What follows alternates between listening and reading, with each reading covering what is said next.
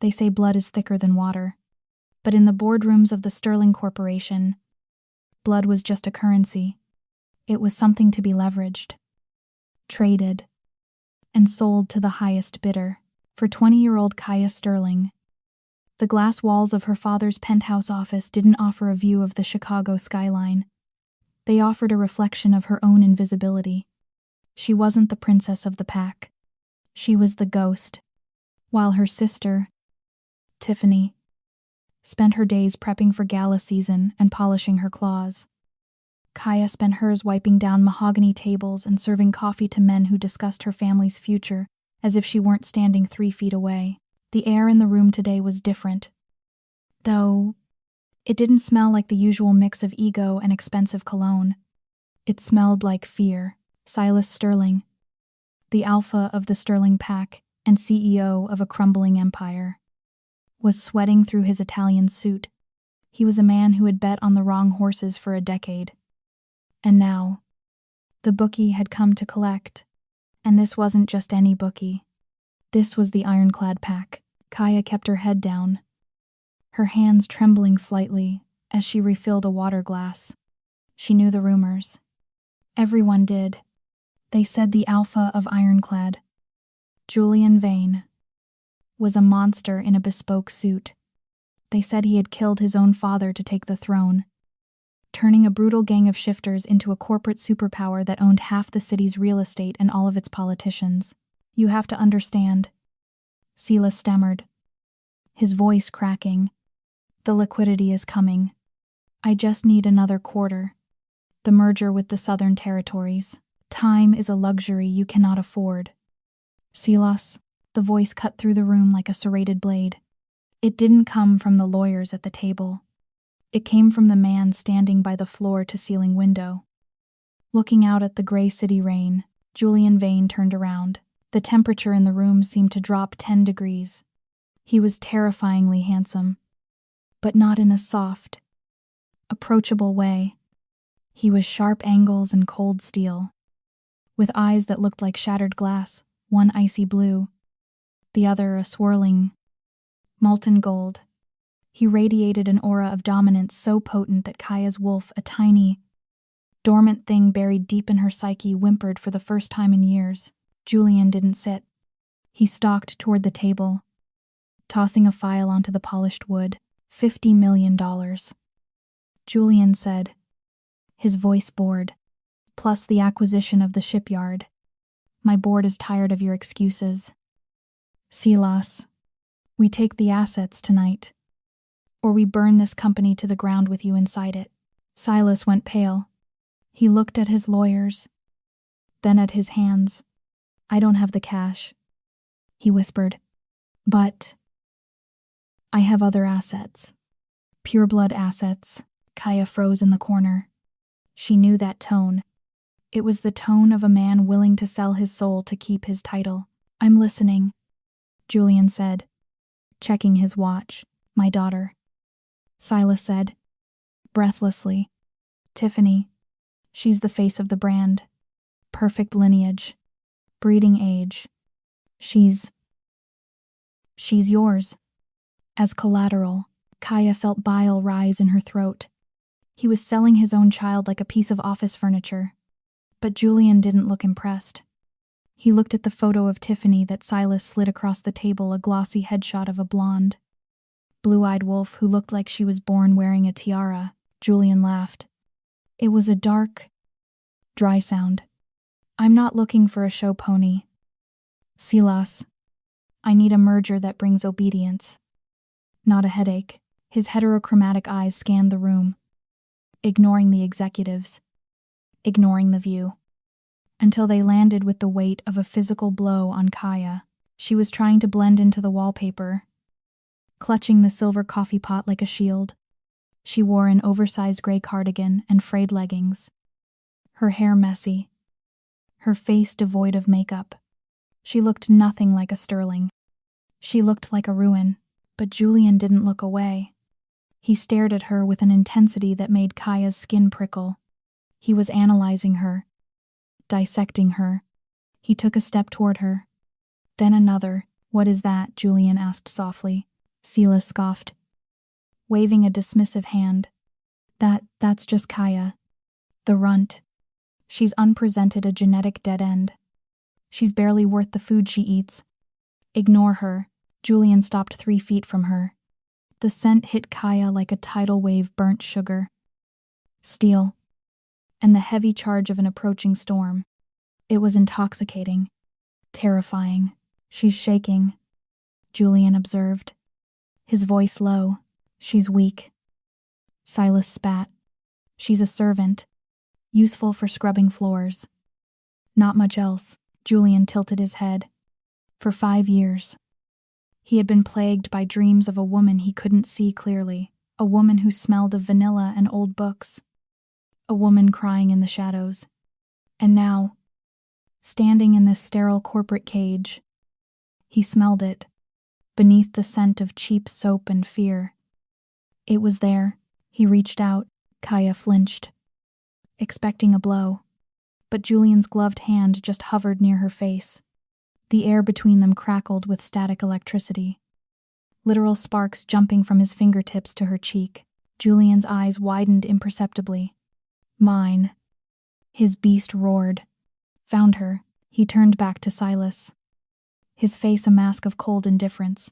I don't want the model, Julian stated flatly. I want the stray. Silas blinked. Confused. Kaya, you want the runt. As a servant, as payment. Julian corrected. Full ownership. I take her out of this building right now. And the $50 million debt is wiped clean. The boardroom went silent. Kaya felt the world tilt on its axis. $50 million. For her, she was the girl who ate leftovers. She was the mistake. Done, Silas shouted, almost tripping over himself in relief. Take her. Do whatever you want with her. Put her in the mines for all I care. Just sign the papers. The betrayal cut deeper than any knife. Her father wasn't just cruel, he was discarding her without a second thought. Julian pulled a fountain pen from his pocket and signed the contract with a sharp, aggressive flourish.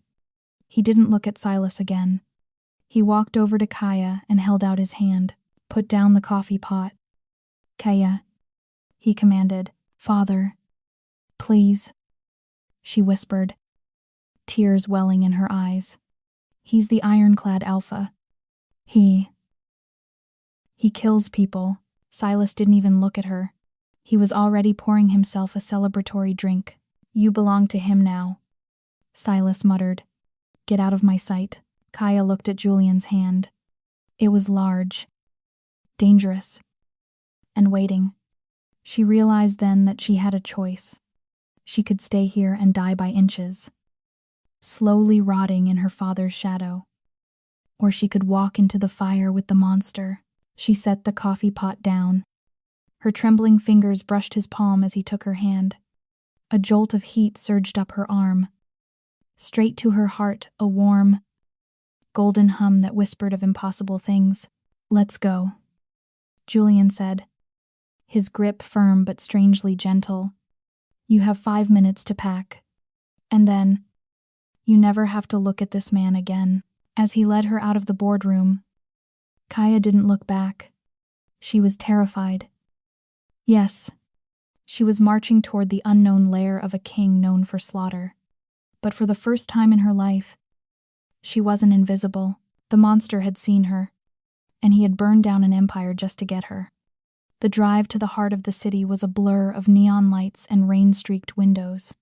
Kaya sat in the back of the armored SUV, her hands clamped between her knees, waiting for the destination that would seal her fate. In her mind, she pictured a dungeon, damp walls, iron bars, the smell of mildew and blood. That was where runts went. That was where unwanted things were kept until they were useful. But the car didn't pull into a dark alley or a remote warehouse. It glided into the underground garage of the Ironclad Spire, the tallest, most imposing skyscraper in the city.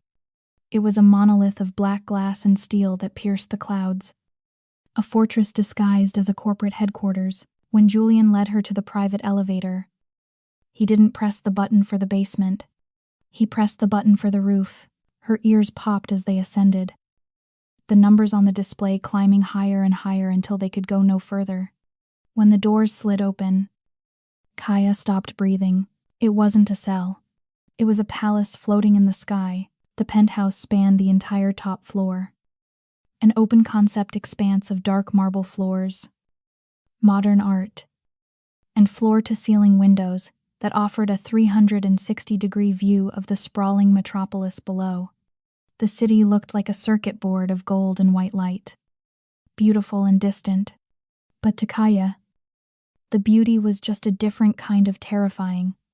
A gilded cage is still a cage. Close your mouth, Kaya, Julian said, his voice echoing in the massive space. You're letting the draft in. He walked past her, unbuttoning his suit jacket, as he shrugged it off and tossed it onto a leather sofa. Kaya couldn't help but look. Without the structured tailoring of the jacket, the sheer size of him became undeniable.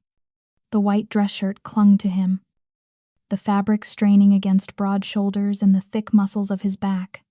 He rolled up his sleeves, exposing forearms corded with veins and strength. He looked less like a CEO now and more like the predator the tabloids warned about. He walked to a long dining table where a silver cloche was already waiting. He lifted the lid. Steam curled into the air, carrying the scent of roasted rosemary, garlic, and seared steak. Kaya's stomach let out a treacherous, audible growl. She flushed, wrapping her arms around her stomach. Sit, Julian commanded. He didn't pull out the chair for her. He stood at the head of the table, pouring himself a glass of dark amber whiskey. Kaya hesitated. I can eat in the kitchen, nurse, or my room. I don't want to disturb you. Julian turned slowly, the ice in his glass clinking. I didn't ask where you wanted to eat. I told you to sit. Kaya scrambled into the nearest chair. She expected him to push a plate of scraps toward her. Instead, he placed a plate of filet mignon and truffled potatoes in front of her. It was more food than she had seen in a week. Eat, he said, taking a sip of his drink. And don't stop until the plate is clean. Is this... Kaya stared at the meat. Is this a trick? Is it poisoned? Julian let out a sharp, humorless laugh. If I wanted to kill you, Kaya, I wouldn't waste a $50 steak to do it. I'd snap your neck. It's cheaper.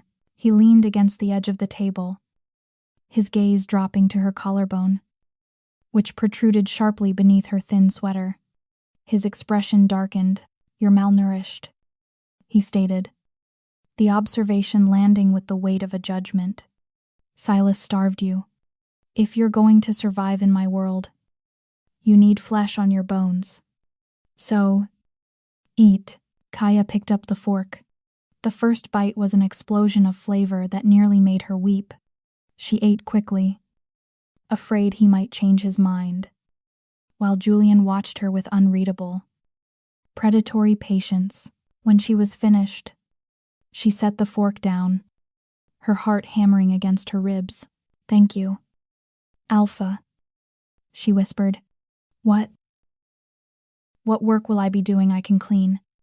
I'm good with laundry. I can stay out of sight. Julian set his glass down. The sound rang like a gavel. He walked around the table until he was standing directly beside her. The scent of him, rain, and ozone enveloped her completely. You think I paid $50 million for a maid? He asked, his voice dropping to a low rumble. I'm a runt, Kaya said, her voice trembling. That's all I'm good for. I have no wolf. I have no magic. I'm broken. Stand up. She stood, her legs shaking. Julian stepped into her personal space, forcing her to tilt her head back to look him in the eye. You aren't a runt, Kaya, he said, the conviction in his voice striking her like a physical blow. And you certainly aren't broken. He reached out, his hand hovering near her face again. This time, he didn't stop. His rough, Warm fingertips brushed against her cheekbone. A visible arc of blue electricity snapped between their skin. Kaya gasped, jerking back, hand flying to her face. It hadn't hurt. It had felt like waking up. You felt that, Julian murmured, stepping closer again, chasing her retreat. That isn't static. That is power. Your father didn't know what you were because he's a fool who only sees what he wants to see. He saw a girl who couldn't shift and called her defective. I see a dam holding back an ocean. I don't understand. She breathed. You're suppressed. Kaya. Julian revealed. Someone bound your wolf with magic when you were a child. Probably to hide you. Probably to keep you safe from men like me. But the seal is cracking. He stared at her lips, then back up to her eyes, his pupils dilating. Come. It's late. He turned and walked toward a set of double doors at the far end of the penthouse. Kaya followed, confused and reeling. She expected him to lead her to a guest room, or maybe a servant's closet, but the doors opened into a master suite that was larger than her entire childhood home. In the center of the room sat a massive bed with black silk sheets. Kaya froze in the doorway. Sir, where? Where do I sleep? Julian walked to the dresser and began unbuttoning his shirt. You sleep there, he said, gesturing to the bed. Panic, cold and sharp, spiked in Kaya's chest. You said I wasn't a breeding mare. You said, I'm not going to touch you. Kaya, Julian interrupted. Tossing his shirt into a hamper, he stood there, bare-chested, a map of scars and tattoos inked across his skin. He looked lethal. Get that idea out of your head. I don't force women. Then why? She asked. Her voice small. Julian hid, running a hand through his dark hair. He looked tired suddenly. The monster looked exhausted, because for 5 years, I have not slept more than 2 hours a night. My wolf is unstable. He is violent. And he is restless. And he has been tearing my mind apart looking for something. He turned to her, his eyes flashing gold, the beast peeking through the man. He's looking for you, Julian admitted, his voice rough. You are the only thing that quiets the noise. You are the anchor. So you will sleep in this bed. On the left side, you will stay under the covers, and I will stay on the right. And for the first time in half a decade, we are both going to get some sleep. He walked over to her, looming in the doorway, blocking her escape. But make no mistake, he whispered, leaning down until his lips brushed her ear. This isn't for your comfort. It's for the city's safety. Because if you aren't within arm's reach when I close my eyes, my wolf will tear this entire building down to find you. Kaya swallowed hard, looking at the bed, then at the man who claimed to be her monster. She realized then that the cage wasn't the penthouse. The cage was him, and he had just locked the door. The training facility of the Ironclad Pack was less a gym and more a cathedral dedicated to violence. Located 10 floors below the penthouse, it was a cavernous space of polished concrete, black mats, and the sharp, metallic tang of ozone and sweat. Kaya had wandered down there seeking solitude, escaping the oppressive silence of the penthouse while Julian was in meetings. But in a pack like Ironclad, solitude was a myth. She stood by the heavy bags, running her hand over the worn leather. When the air behind her shifted, it wasn't the scent of rain and steel that signaled Julian. It was something sharper, cloying perfume and jealousy. Lost. Little pet. Kaya turned. Standing in the center of the mats was Elena, the pack's lead enforcer. She was stunning, a statuesque predator, with hair like spilled ink and eyes that held nothing but disdain. She wore tactical gear like a second skin, and she looked at Kaya not as a rival, but as a stain on the floor. I was just leaving, Kaya murmured, clutching her cardigan tighter around herself. Don't run, Elena sneered. Stepping closer, she circled Kaya like a shark, sensing blood in the water. I just wanted to see the $50 million purchase up close. I have to say, I'm underwhelmed. Julian usually has better taste. He likes warriors. Queens. Not.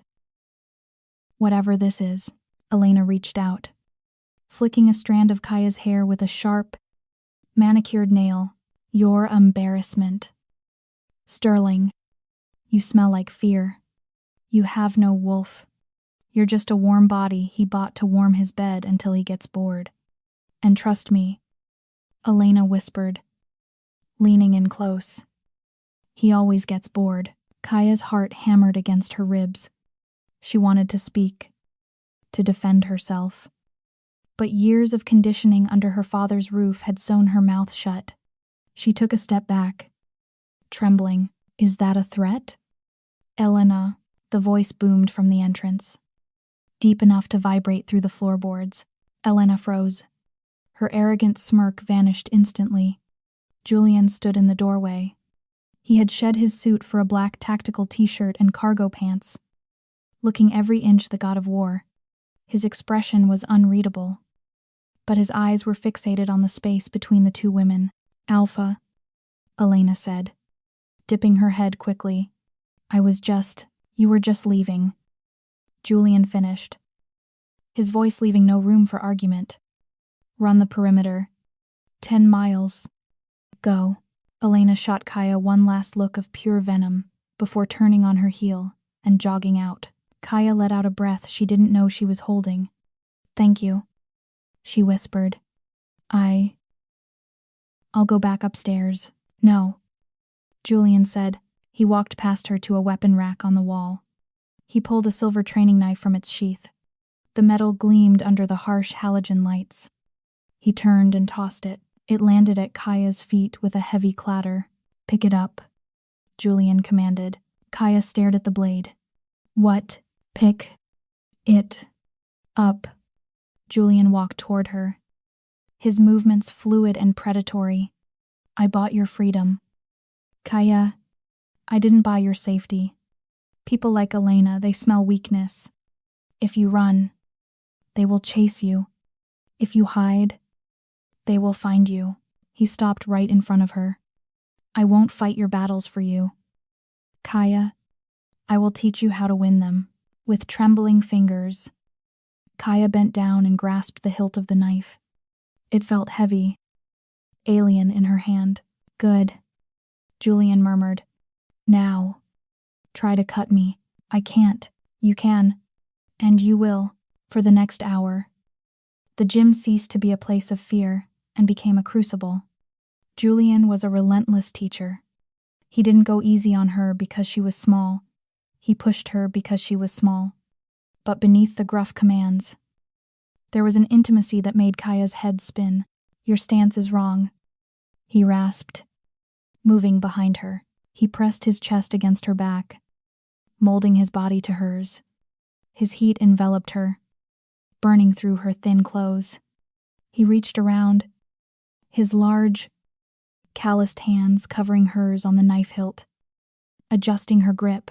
Thumb on the outside, he whispered, his breath hot against the sensitive skin of her neck. Power comes from the hips, not the arm. Ground yourself. Kaya could barely breathe. Every nerve ending in her body was singing. The friction of his body against hers. The scent of his musk and cedar. The way his muscles bunched and shifted against her spine, it was overwhelming. It was the most terrified she had ever been. And the safest. Focus, he growled. Sensing her distraction, he tightened his grip on her hands.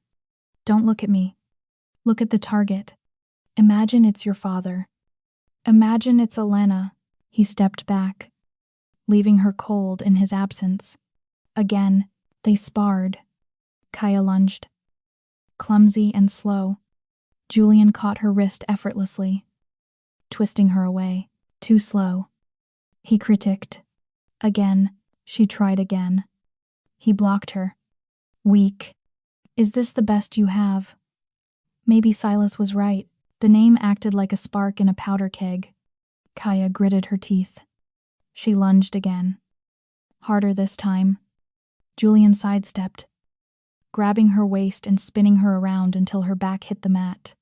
He pinned her there, looming over her, his golden eyes blazing. "You're holding back," he roared. "Stop being the victim. Kaya, stop being the girl who serves the coffee. Where is your anger? Where is your fire?"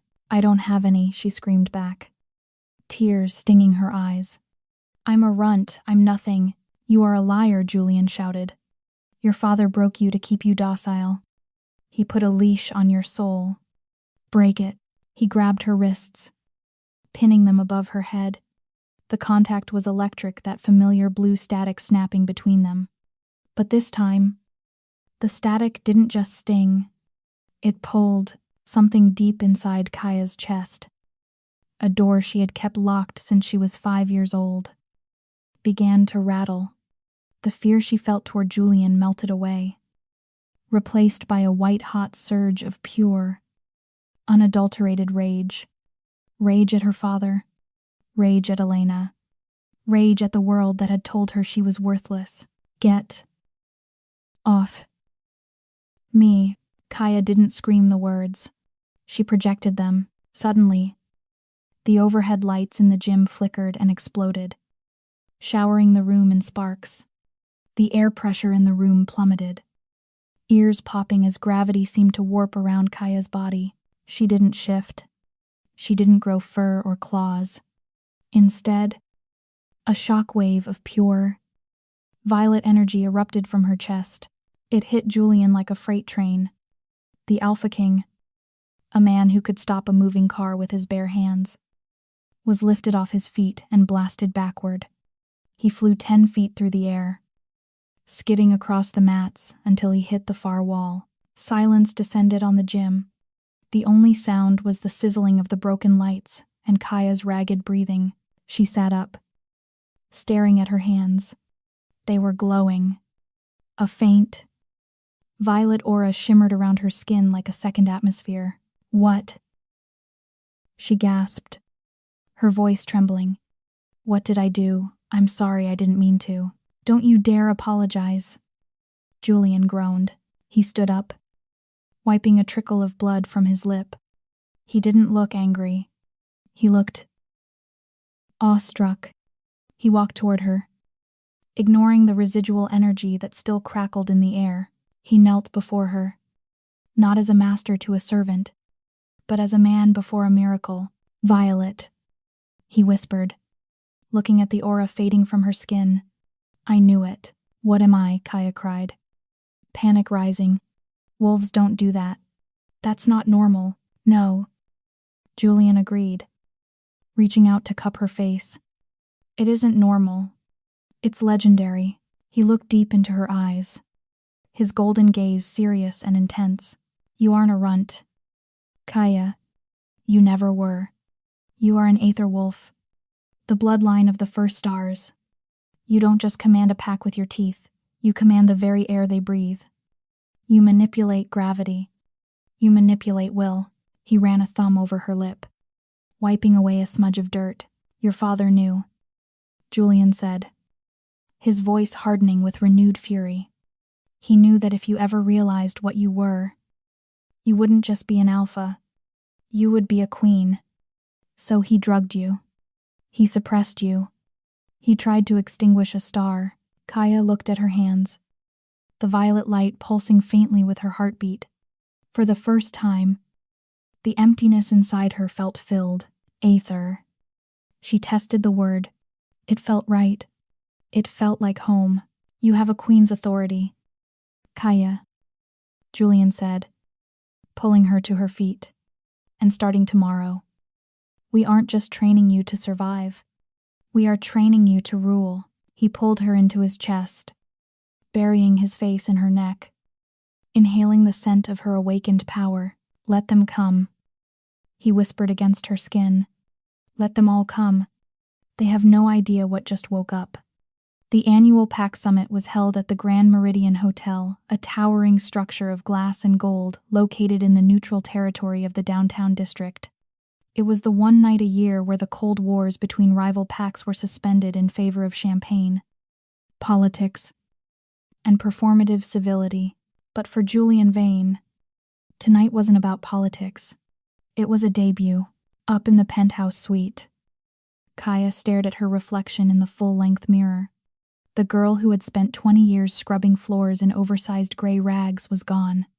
In her place stood a woman who looked like she could start a war. She wore a dress of liquid black silk, custom-fitted to cling to every curve she had gained over the last few weeks of proper meals and training.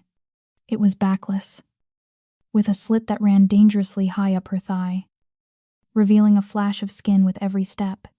It wasn't just a garment, it was a weapon. "You look..."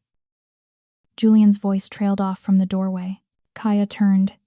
Julian was adjusting his cufflinks, wearing a tuxedo that fit him like armor. He stopped dead, his eyes darkening from their usual stormy gray to a predator's gold. He walked toward her, not stopping until he was close enough to ruin her breath.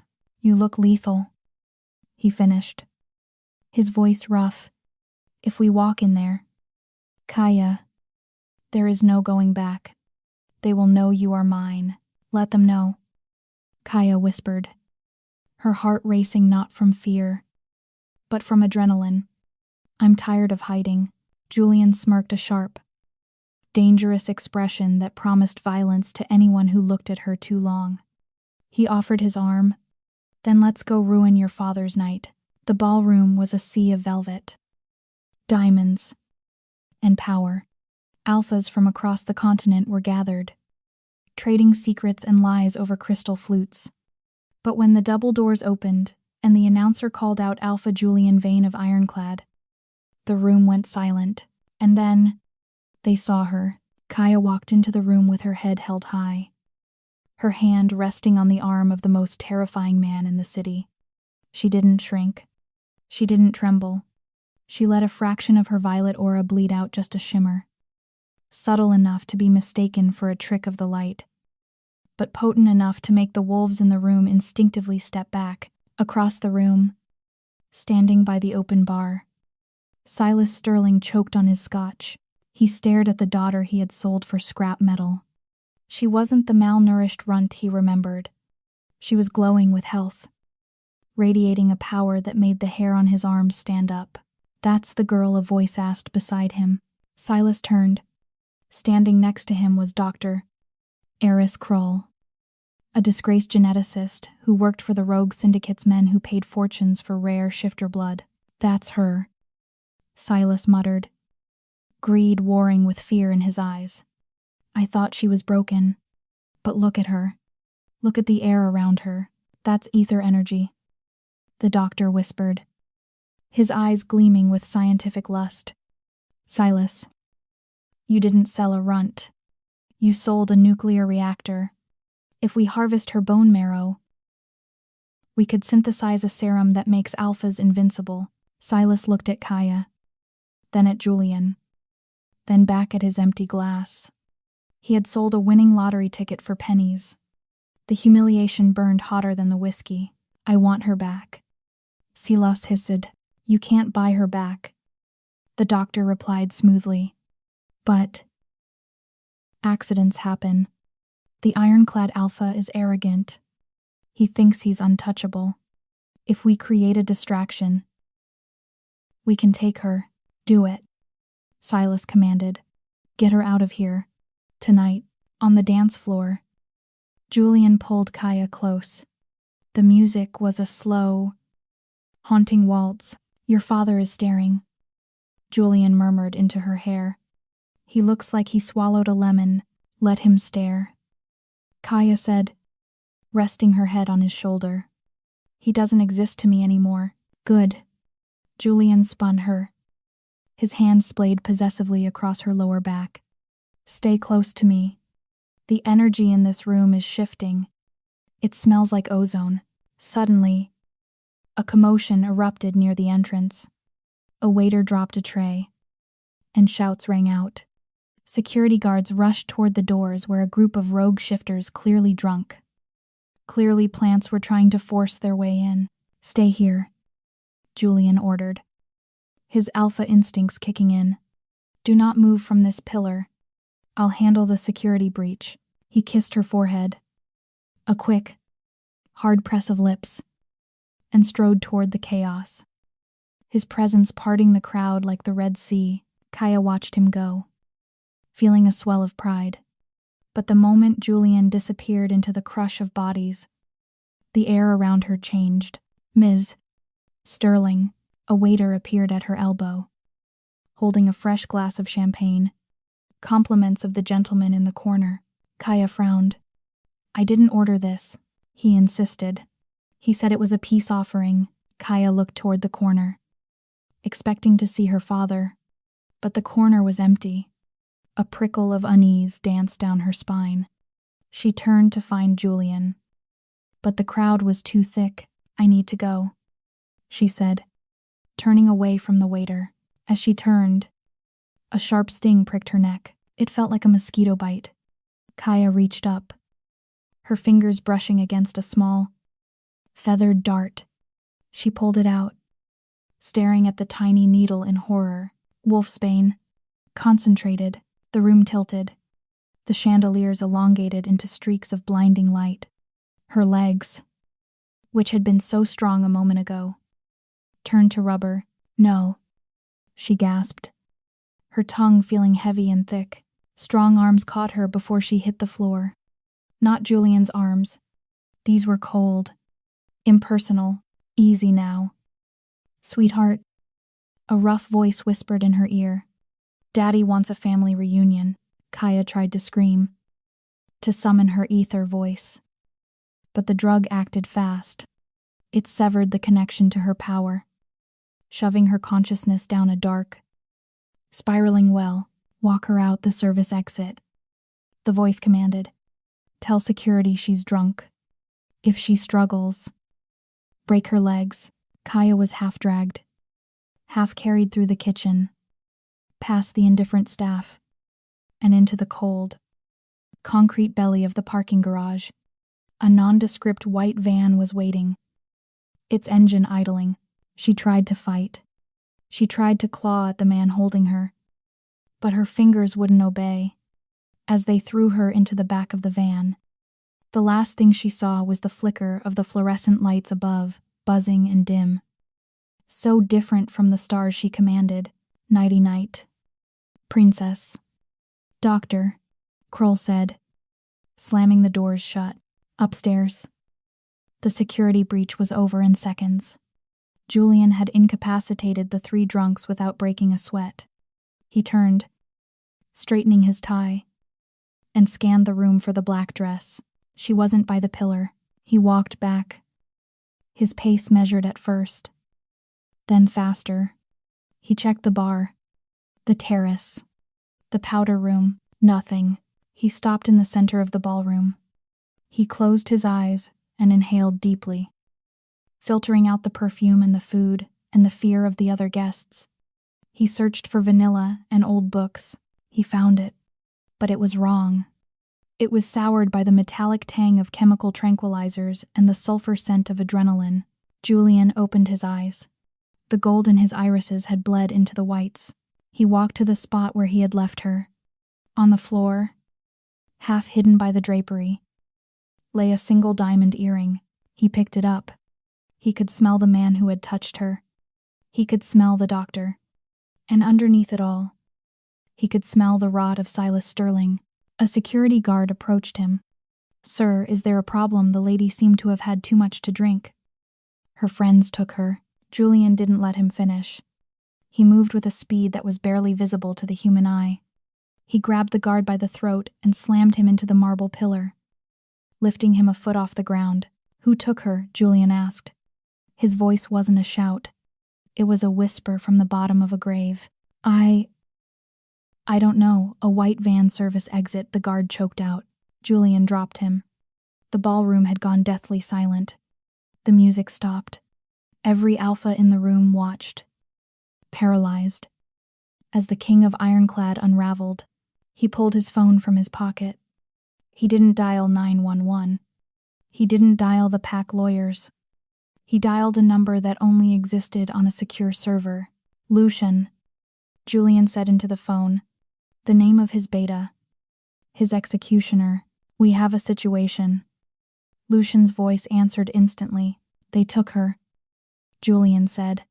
He walked toward the exit, tearing off his bow tie and throwing it on the floor. Silas. The rogues. They have Kaya. Orders. Alpha. Julian pushed through the revolving doors and out into the cool night air. He looked at the city skyline, at the Sterling building in the distance. Mobilize the death squad, Julian commanded, his voice devoid of all humanity. No negotiations. No prisoners. Burn it all down. If they touched a single hair on her head, I want their screams to be the last thing this city hears tonight. He hung up the phone and shifted, right there on the sidewalk, amidst the valet attendants and the luxury cars. Julian Vane ceased to be a man. Bones cracked and reshaped. A massive, midnight black wolf with eyes like burning suns erupted from the shredded remains of the tuxedo. He threw his head back and let out a howl that shattered windows 3 blocks away. The hunt was on. Kaya woke to the blinding glare of halogen floodlights and the burning kiss of silver. She was chained to a steel pillar in the center of a repurposed underground fighting pit. The heavy manacles around her wrists were laced with pure silver, searing her skin with a cold, chemical burn that kept her ether dormant. Her head throbbed, the after effects of the tranquilizer making the world swim in a nauseating haze. Around her, in the tiered concrete seating, sat the monsters of the modern world. They weren't hiding in the shadows. They were wearing lab coats and designer suits. Scientists, rogue generals, black market genetics dealers, all holding numbered paddles, all staring at her like she was a petri dish to be dissected. Ladies and gentlemen, Silas Sterling's voice boomed over a microphone. He stood on a raised podium, safe behind a wall of bulletproof glass, looking every inch the desperate salesman. He was sweating, his eyes darting nervously toward the exits. But greed kept him anchored to the spot. What I have for you tonight is not a myth, Silas announced, gesturing to his daughter with a trembling hand. It is biology. The ether bloodline, extinct for 3 centuries, now available for exclusive harvest. Her bone marrow alone can synthesize a serum to make your soldiers invincible. Bidding starts at 100 million. 110, shouted a man in the front row. 150, countered a woman with a tablet. Kaya pulled at the chains, a sob catching in her throat. They were bidding on her parts. They were going to carve her up while she was still breathing. She looked for a way out. But the pit was surrounded by 50 armed mercenaries, Silas's private army, augmented by rogue shifters who had sold their loyalty for cash. Do I hear 200? Silas grinned, the dollar signs erasing his conscience. 200 million going once. The world exploded. The reinforced concrete wall to the left of the podium didn't just crack, it disintegrated.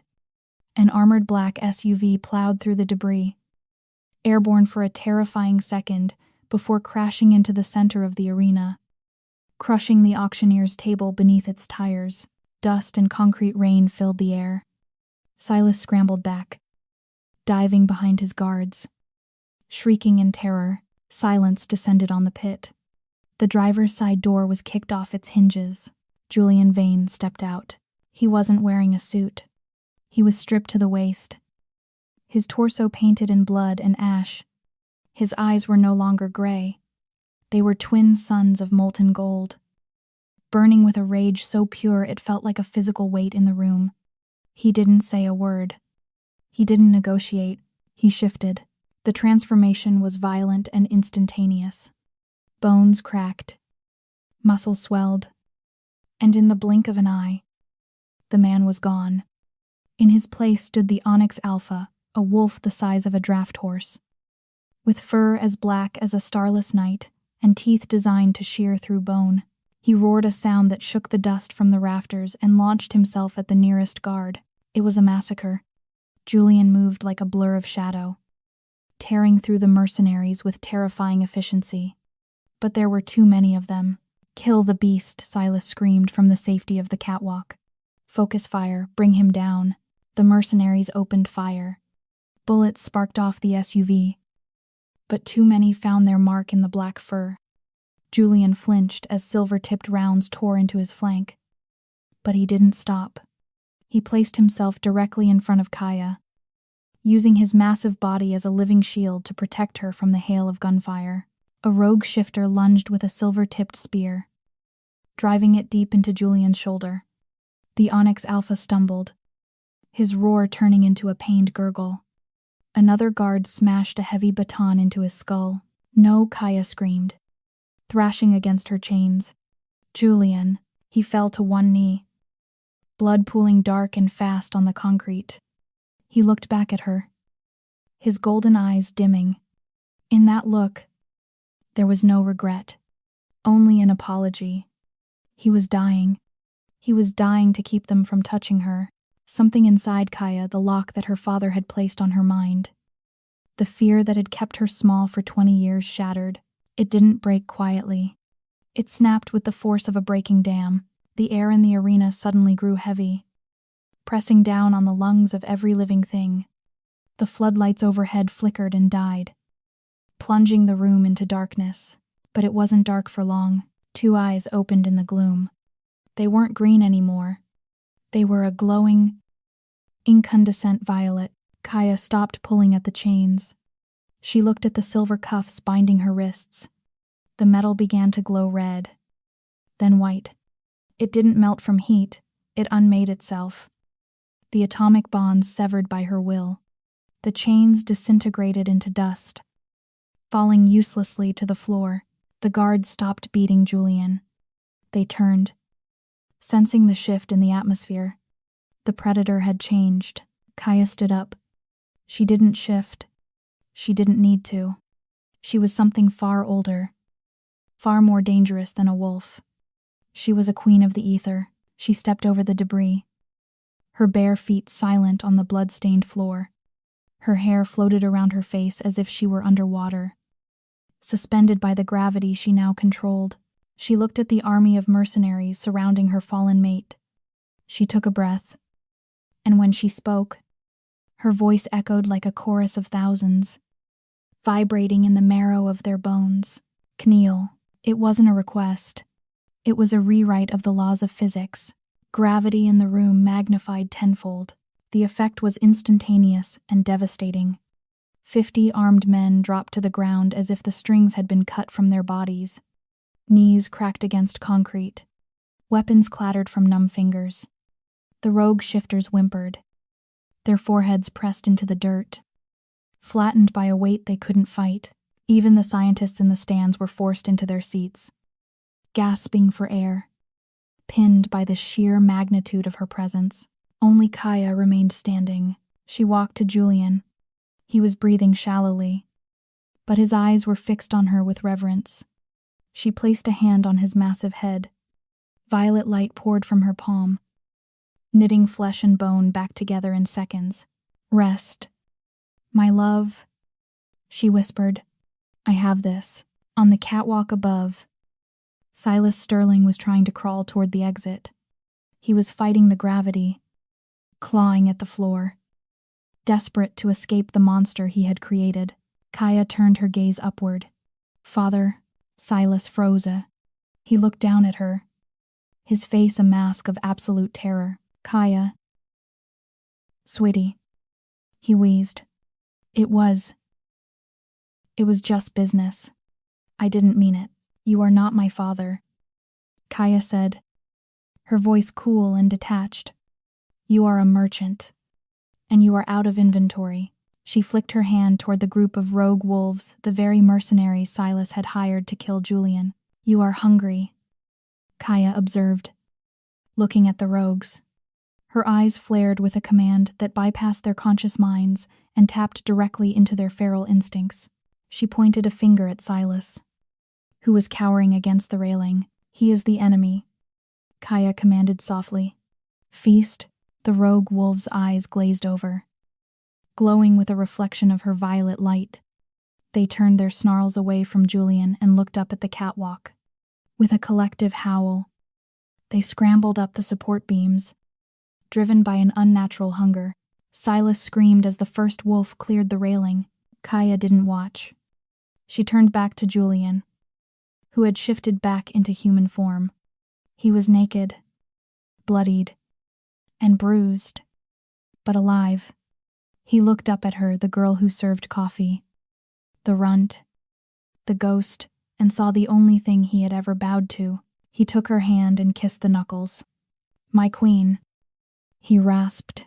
Kaya looked around the silent arena, at the army kneeling in the dust, and for the first time, she didn't feel like a survivor. She felt like a ruler. The rain that night washed away the blood, but it couldn't wash away the legend. The Sterling Pack was dissolved before the sun even rose the next morning. Its territories were absorbed, its assets liquidated, and its name erased from the history books. As for Silas Sterling, well, let's just say the rogue wolves didn't go hungry that night. His debt was finally paid in full. Julian's wounds, which should have taken weeks to heal, vanished in hours. It turns out that sleeping next to a living star has its benefits. The ether didn't just command, it mended. 3 months later, the ironclad spire was no longer a fortress of solitude. Sunlight streamed onto the penthouse balcony, illuminating the woman sitting at the glass table. Kaya wasn't holding a cleaning rag, she was holding a tablet, reviewing the quarterly acquisition reports for the city's southern district. She ran the logistics now. She ran the empire. The sliding door opened, and Julian stepped out. He looked younger. The weight of the world lifted from his shoulders. In his hands, he carried 2 steaming mugs. He set one down in front of her, perfectly brewed. Exactly how she liked it. The roles had reversed. The king served his queen, not out of obligation, but out of absolute devotion. "You're working too hard," Julian murmured, leaning down to kiss the sensitive spot behind her ear. "Someone has to keep this pack in line." Kaya smiled, leaning back into his warmth. Julian chuckled, the sound vibrating against her back. He slid his large hand over hers, entwining their fingers, before his other hand drifted lower, resting gently, protectively, over the slight curve of her stomach. "How is the little wolf today?" he whispered. "Strong," Kaya replied, covering his hand with her own. Just like his father, they stood there in silence, watching the city they now ruled together, a city that had once tried to crush them. Kaya thought back to the girl in the gray rags, the girl who had been invisible in the corner of a boardroom. She realized now that her father's biggest mistake wasn't his gambling debt. It was his valuation. "They sold me for pennies," Kaya whispered to the wind, "not knowing I was the currency that bought the world." And that is the story of Kaya and the Onyx Alpha. Now, I want to hear from you. Do you think Silas got the ending he deserved? Or was it too harsh? And be honest, if you had the voice of command for one day, what is the first thing you would make people do? Let me know your thoughts in the comments down below. If you enjoyed this story, please hit that like button and share it with a friend who needs a little romance and revenge in their life. And don't forget to subscribe to Moonfire Tales and ring the bell so you never miss the next chapter. Until next time, keep howling.